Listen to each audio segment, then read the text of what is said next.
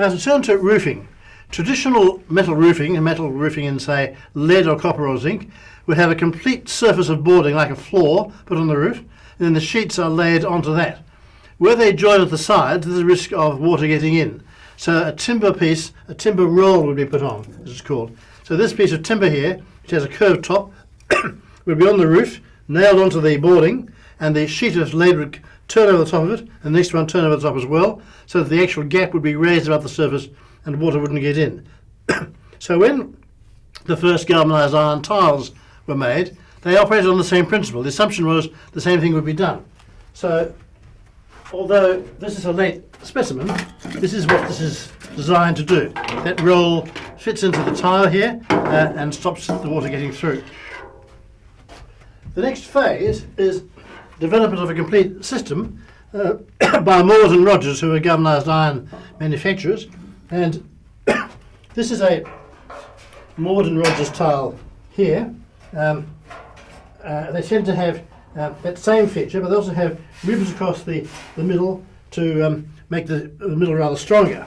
And what this means, ribs across the middle here, what this means is that you can actually dispense with the boarding below. This wasn't envisaged at first at all. So they get rid of the boarding and the tile is self-sufficient, spanning between the rafters. The early examples of these tiles often have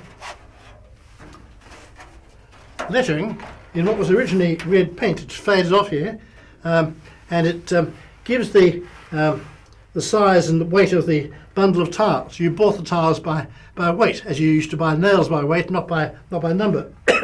So it gives those sizes, the bundle, and then MR, which is Moores and Rogers. This was painted by hand by the warehousemen in England, and you find them in roofs all over Australia in the same handwriting. This would be about 1850 to 1854 or so. After that, Moores and Rogers then turned to a more modern method. You have a stenciled brand on, and these tiles are now sold by number rather than by weight. Just after this, you get the development of corrugated iron roofing, and there are a whole range of varieties of corrugated iron roofing, and often they can be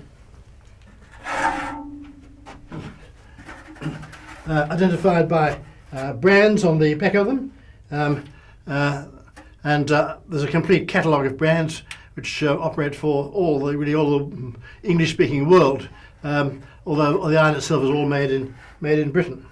Now, corrugated iron is galvanised, as those tiles were. That is, it has a layer of zinc on the surface, or sometimes a layer of tin first and then a layer of zinc. It doesn't, it's not of much real consequence. But in the early phases of corrugated iron, you get different varieties.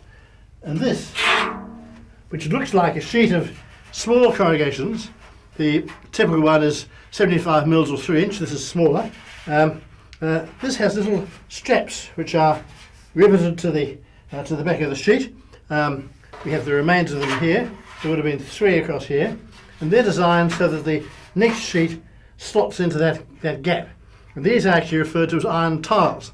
Well, they look at corrugated iron. They're described at the time as Tupper and Carr's iron tiles, and they were used in Australia around about the late 1850s to the mid 1860s.